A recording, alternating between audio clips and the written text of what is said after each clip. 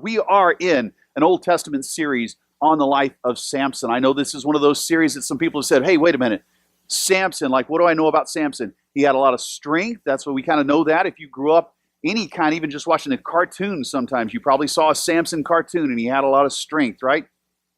If you know a little bit more about him, you know that at one point in his life, he went and visited a prostitute named Delilah and really messed up that name for most little girls growing up. And so you're probably thinking, look, the men in this room are thinking I'm not that strong, and the women are thinking I didn't have be more like Delilah on my agenda this week, so why are we talking about the life of this Old Testament guy? And I said this last week, that the Old Testament is full of real people in real places in real times with real lessons. And so we're going to dig in a little bit more this week and investigate just more of this life of Samson. He was a judge. That means at the time he shows up on the scene in the Old Testament, God has tapped him on the shoulder, appointed him to be in history at this moment so that he can deliver the Israelites. The Israelites had gotten themselves into some bad situations again, and they were basically slaves to the Philistine people. So they were kind of being held captive. And Samson was going to be the judge. He wasn't a king. This was a time when God used these people called judges, and he would come on the scene, and he was going to be God's vessel for delivering the Israelites. The funny thing is we think of Samson and we think of biblical characters as these bigger-than-life people. And the reality is, when we finished up last week, I think you understood when I said to you, he's really not the guy you want to model your life and faith after. God's going to use him in spite of all of his weaknesses. And that's comforting to us. But you don't study the life of Samson a lot of times to go, ooh, let's do life this way, right? You study the life of Samson to discern some things that maybe pick up some principles for ways we should not pursue life. So last week we left with this one statement, and it was simply this, that when you looked at the life of Samson, you could learn something about weakness and power. That weakness is really when your behaviors shape your beliefs. He was driven by his passions. He was driven by the things he wanted in life. And it shaped his beliefs in a certain way. But if you have real power, kingdom power, the kind of power that God talks about in the scriptures, then your beliefs are going to shape your behaviors. And that's for all of us, including Samson. Today we're going to get deeper into his life, and we're going to start talking about pride. And that seems like an odd thing to talk about on Mother's Day, but it just worked out. This was the lesson for today. And as most mothers can attest, they are very proud of their families, right? There's nothing like the pride of a mother. But the thing I find about mothers is their pride is tempered, right? It's usually not arrogant. Samson has a different problem, and we're going to look at his life this morning just a little bit. I think some of you walked in here, and I know mothers, they like to bring their families on Mother's Day to church. It's traditionally been one of the more high-attended Sundays because mothers get everybody together and they want to go to church on Mother's Day. On Father's Day, everybody sleeps in. You don't do that, okay, right? You don't do that. I'm just saying traditionally that's what tends to happen. And I'm sure mothers came in here and they're thinking, come on, Cecil, I got him to church here. What we need is we need a more of a conversation about how to pick up his dirty socks and put his laundry away and that kind of thing. And so, but we're not talking about that this morning. And I'm sure that the husbands are thinking, come on, we're here this morning, talk about more sex in marriage. That's a whole other conversation. We'll do that later. So we'll try to save that one. And I'm sure the kids in here, the young people are just thinking, hey, which dating app should I use? Can we talk about that? We're going to talk about pride, and I think it applies to all of us. In fact, I want to prove it to you. I want to prove to you that everybody in this room struggles with pride, including me. Here's a photo. Look at this family photo of mine. Now, this is from a few years ago, and I love this picture. Don't laugh. What are you laughing at? I see everybody laughing. This is a family picture of us, and I love this photo. You know why I love this photo? Well, first of all, I'm on a beach. My feet are in the sand. I don't have shoes on. This is the way life was meant to be lived. Along with that, I have a tan and my hair is on point. I look good, all right? You might not think so, but I look good, right? All right, you're just going to have to live with that. That's me. When I find a family picture, I'm always looking for myself. Now, other members of my family, they might love this picture. They might hate it. I don't know. I didn't ask. I just put it up because I like this picture. Why? Because I'm always looking for myself in a picture first, right? And mothers do this, right? You know this. Like you try to shape the family photos, right? Here's what happens when a mom shapes the family photo. Let me have that next picture. When mom shapes the family photo, see, she's going to try to coordinate everything, right? We're going to make everybody look alike, and we're going to get everything going. But when you let dads shape the family photos, here's what happens. They do their own thing, right? This is what dads do when they, okay, you can take those pictures down because we're way off track. The reality is, when you picked up your high school yearbook, or even around here, I was so shocked when my kids started elementary school and they had elementary school yearbooks. When you picked up your yearbook, you took it home. What's the first thing you did? You looked for your pictures in it. You found yourself. We have a pride issue. It's an issue with us. It's an issue with every person, with me, with you. And what level it gets to really depends on some of our ability to walk with God, or to at least recognize that pride can be a problem, right? If you define pride in Webster's dictionary, here's what you're going to come up with. You're going to come up with this little definition: that it's a feeling or a deep pleasure or satisfaction derived from one's own achievements. And that's not a horrible thing, right? You should be proud. You should have a sense of success, sense of achievement when you do something well. That's not a problem. You know what the problem is, though? Let me march it up to speed. The problem is in a selfie-focused culture where everything is about me, where everything is about amping myself up, making myself look good, especially online. And listen, it doesn't matter. I know the young people are probably thinking, oh, my parents and my grandparents don't know anything about this. But listen, the reality is today it's everywhere. Right? We've now had the internet and social media around long enough that it's impacted all of us, and we are desperate to make ourselves look good physically or materially, right? Or maybe with our brains, or whatever it is that we like to succeed in life. Maybe it's our families.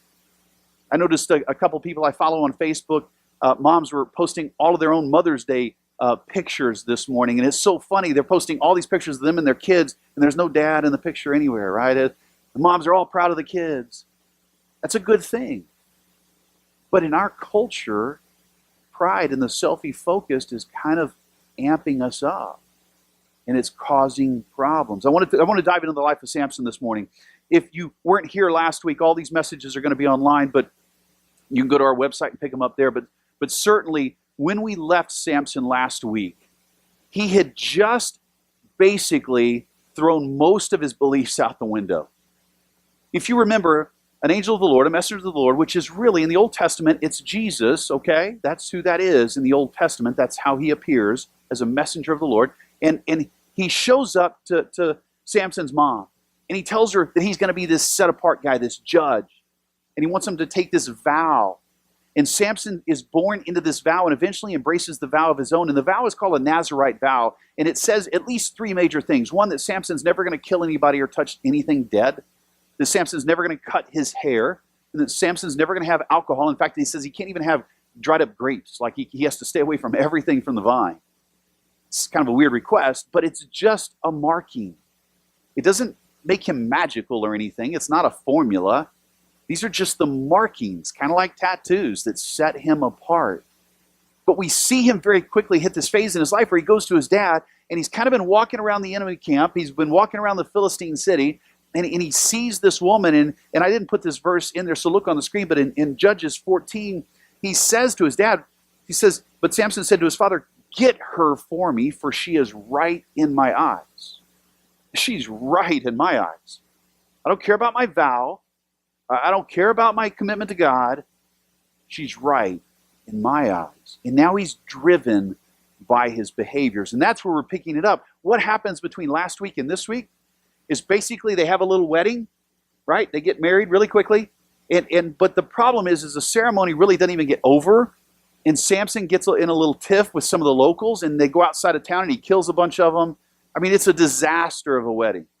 And he kind of offs some of the locals, and then he disappears, I guess you would, for a while, right?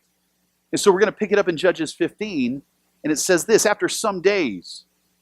So he left his wedding, he killed some people, and now some time has passed. After some days, at the time of the wheat harvest, remember that, Samson went to visit his wife with a young goat. Now, this might not sound attractive this afternoon. Nobody go home with a young goat and say, hey, wife, here you go.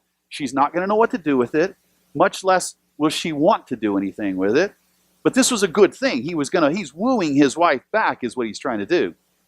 And he said, I'll go in to my wife into the chamber, but her father would not allow him to go in. So she still must be living with her father because her husband ran away. Verse 2, and her father said, I really thought that you utterly hated her, so I gave her to your companion. Her father thinks, well, you didn't stay for the wedding. You went outside of town. You killed a bunch of our neighbors. And so I just thought this thing was over. So I gave her to somebody else. In fact, it was one of your companions. And then watch this. He gets Dad of the Year here.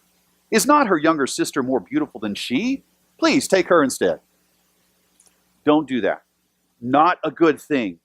Verse 3, and Samson said to them, this time I shall be innocent in regard to the Philistines when I do them harm. Now, gentlemen, this is sometimes how we think, right? Is it not? Like last time I was here, I got in trouble. I killed a whole bunch of them. I'm going to do this a little differently today. I'm going to be a little more cunning in the way that I bring my wrath down on these people because he got rid of my wife and he's angry. But he's saying, I'm not going to do it the same way, but I am going to harm him. Verse 4. So Samson went and he caught 300 foxes and he took torches. Now this is genius and bizarre at the same time. The guy's gifted fox catcher, by the way. And he turned them tail to tail and put a torch between each of their tails. He tied them together and he put a torch on their tails. Two of them tied together at their tails, put a torch on their tail. Verse 5. And when he had set fire to the torches, he let the foxes go into the standing grain of the Philistines and set fire to the stacked grain and the standing grain, as well as the olive orchards. He's burning their harvest. This is not like, oh no, we lost some grain. We got to go to Kroger later and get some more bread. There is no Kroger, right? There's no Albertsons. There's no Market Street. There's nothing. There's local farm selling areas. But he's now burned all of their produce. He's made them broke. He's destroyed their livelihood. And he did it in a way that he thinks will not get him in trouble. Verse 5 again, and when he had set fire to the torches, he let the foxes go. Verse 6, then the Philistines said, who has done this thing? And they said, Samson, the son-in-law of the Timnite, because the Timnite, he has taken his wife and given her to his companion. So they know why this is going on. They know why everybody's upset. They know why Samson has burned their crops. And the Philistines came up and burned her and her father with fire. So they just take the law into their own hands. They don't even hold session. No court, no judge. It's time to execute somebody. Verse 7, and Samson, so as if, think about it, as if this is going to make Samson happier now, right? So verse 7, and Samson said to them, if this is what you do, I swear I will be avenged on you. And after that, I will quit. And he struck them hip and thigh with a great blow, and he went down and stayed in the cleft of the rock at Edom. Now, that phrase, hip and thigh, is as near as we can tell, this might have been a phrase that meant more to them. Like basically, maybe a wrestling phrase or something is what scholars will speculate. He basically took them out. He knocked them back. He whatever he did, he became victorious over these few men right here that had executed the judgment. And so he's killing more people. And now what's he doing? Now he's running and he's hiding, or at least staying at this place called Edom. Verse 9, then the Philistines came up and encamped in Judah and made a raid on Lehi. Now, the Philistines now decided, okay, we can't control him, but we got to figure something out. So they go up to where all the Israelites are staying, and they camp right outside. Well, that's making the Israelites nervous. Now it says, and the men of Judah, the Israelites, said, why have you come up against us? And they said, we've come up to bind Samson, to do to him as he did to us. See the justice here? Whatever you do to me, I've got to do it back to you, and back and forth and back and forth. And the men of Judah said, why have you done that? And they said, because he did this to us. Verse 11, then 3,000 men of Judah went down to the cleft on the rock of Edom and said to Samson, do you not know that the Philistines are rulers over us? Now think about this. God's appointed Samson to deliver the Israelites from the Philistines. But when the Israelites feel the pressure of the Philistines camping outside, what do? They go to Samson and they say, hey, wait a minute. These are the people that are supposed to rule over us. You see, they're all ignoring God now. they're upset, they're scared, but they're turning their back. Samson's supposed to deliver them, and he starts to do some things, albeit not good things, and the Israelites panic, right? What then is this that you have done to us? And he said to them, as they did to me, so have I done to them. Samson made a Nazirite vow. He set himself apart to God. He was chosen to deliver Israel. He was a part of what was going to restore order for the people of Israel before God, but he's got a pride problem. Let me give you 4 quick bullets on his pride. These are things, it's always easier, right, to look at somebody else and to see what's going on. So we're going to look at Samson, and then we can look at ourselves a little bit as we do that. Judges 15, verse 11, read that again. He said at the end, as they did to me, so I have done to them. Pride never admits wrong. Pride never admits wrong. Pride's never going to allow you to admit that you've done something wrong. It's always somebody else who's caused me to do that. It's always somebody else who evoked the reaction in me. I'm driving down 75. It's never me who loses my temper, right? It's the guy in front of me who cut me off. It's the guy who's driving, texting. By the way, don't drive and text. That's not good.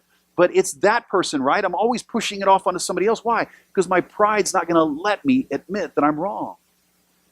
Look what he does in verse 15. Here's what he does after this happens. He says, and he found a fresh jawbone of a donkey. Now, I guess these things just laid around back then, but because this is now the second time we've seen this, he founds this fresh jawbone of a donkey, and he puts out his hand and he took it, and with it, watch this, he struck down 1,000 men. 1,000 men. That's some kind of jawbone, right? I mean, no, it's just a jawbone. It's Samson. God has made him a certain way. He has a certain amount of strength, but it's for a purpose, but he's abusing the purpose. You say, why would God let that happen? Well, God's going to work it all out. We see that ultimately in the story, but you can still abuse the things God's gifted you with. He struck down 1,000 men in verse 16. And Samson said, with the jawbone of a donkey, heaps upon heaps, with the jawbone of a donkey have I struck down 1,000 men. This is kind of his little rap to the end thing. He's like, look what I did. With a jawbone, I've struck down 1,000. See what I did? Heaps upon heaps. He claims credit for himself. He claims credit for himself. Pride's never going to let you admit that you're wrong. You're going to hold on to what you think you have done right. You're going to claim all the credit for yourself. It's easy to do. You know, especially in Texas or in the South, as we like to say, although Texas is really not the South. What do we have here? We've got this culture where kind of Christianity, some kind of faith is kind of bred into the roots of this state, right? And it's not a secret. There's this sense that Christianity and God is on the side of Texas. That's just a lot of delusional Texans. But anyway, that's kind of the way we think, right? And we kind of feel like it's our right. And we earn this. So it's really easy to give verbal acknowledgement to God in this part of the world. But verbal recognition is not the same as acting on your words. Just verbally admitting that God is good is not the same as showing people that God is good. Pride never admits it's wrong. So pride always hinders us, holds us back. Samson's focused on his way. He refuses to admit that he messes up. I'm going to date myself. There was a show back in the 70s. I hope some of you have seen it in the rerun. And there was a lead character in this show, a really cool guy. His name was Fonzie. Every time he got into a mess, what happened to Fonzie? He would say, I was sorry, I was what? He stopped, right? Show him the picture. Every time this guy, I think we had a picture, won't come up. Sorry about that. It was a really cool picture. You remember the character? He got to that point, and we thought it was funny, and people would laugh, and it was kind of mimicked, but the reality is, it reflects a problem with all of us. It's hard to say you're wrong. It's one of those classes in school that we should really teach, right? It's hard to own our stuff. It's hard to say that I'm wrong, and that's what Samson is doing. Pride is ruling his life, and he can't recognize his own wrongs. Keep going, verse 17. As soon as he had finished speaking, this is right after he's killed 1,000 men, and now he's done his little rap, and he's told everybody how good he is. As soon as he finished speaking, he threw away the jawbone out of his hand, and that place was called Ramath Lehi. Now, let me tell you what's going on here. It's not uncommon in the Old Testament to rename places, right? You name a place when something happens at that place that you want to remember. The place was Lehi, and he names it Ramath Lehi. Basically, he renames it Jawbone Hill. Jawbone Hill. That's kind of catchy. Use that at your house if you want to. It's not that it was uncommon, but here's the thing. You would rename a place to reflect something important, something that had happened there. And usually, especially with the people of God, you reflected God's character in that renaming. In other words, you were saying, God did something here, and we want people to remember this. So instead of renaming it God Provided Hill or God Provided a Jawbone Hill, he simply renames it Jawbone Hill. Why? Because pride needs recognition. Pride needs recognition. It drives us. It wants to be recognized all day long. It makes you do things so that you can be recognized. Samson, he never pauses to think, God provided for me right here. He immediately names it after a jawbone that he picked up, a jawbone that he swung, a jawbone that he used. C.S. Lewis in Mere Christianity, he said it this way. He said, pride gets no pleasure out of having something, only out of having more of it than the next man. It is the comparison that makes you proud, the pleasure of being, what is this? Above the rest. Samson's like, I'm better than everybody. I need the recognition. That's what pride does. It's his whole life doing things his way, taking the woman he wants because she was right in his eyes, doing everything because it's right in his eyes, and then bragging on himself. The third warning about pride is that pride never listens to hear. Now please, no elbows at this point. I don't care if you are a mother today. Don't elbow your husband or your children or whatever's going on. But pride never listens to hear. Verse 18, watch this. It says, he was very thirsty, and he called upon the name of the Lord. It seems like he's growing up all of a sudden. Seems. And he said, you've granted this great salvation by the hand of your servant. And shall I now die of thirst? This now, again, this kind of sounds like your kids when they're young on vacation. Like they're going to die if they don't get to the bathroom. They're going to die if they don't get food, or you still got an hour left, right? They're going to die. Everything gets real dramatic. He says, I did this great thing. Now are you telling me that I'm going to die of thirst and fall into the hands of the uncircumcised? That's just a way to kind of throw it back at God.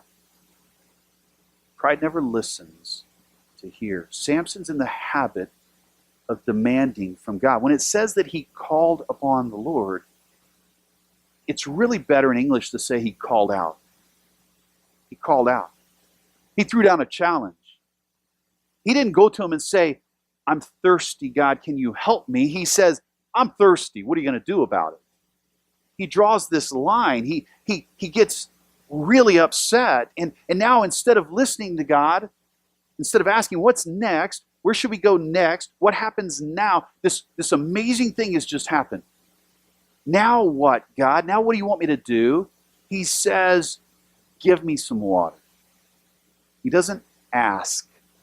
He doesn't even request. He doesn't listen to hear what God might have to say. He demands. He demands, and that's deadly. It's deadly in his relationship to God, and it's deadly in our lives when we do that with the relationships around us, right? When we seek to only demand from people. So we listen for what we want. We don't listen to really hear what's being said. That's pride. Keep going. Verse 19, therefore, the name of it was called En-Hakkore. It is at Lehi to this day. In other words, he renames another place, this spring that God miraculously popped out of the ground, and it says, what does he name it? He names it Spring of the Caller.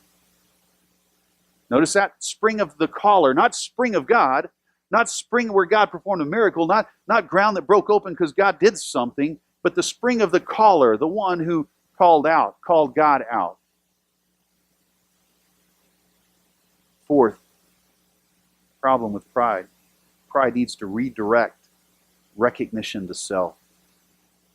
Pride has to redirect all recognition to self.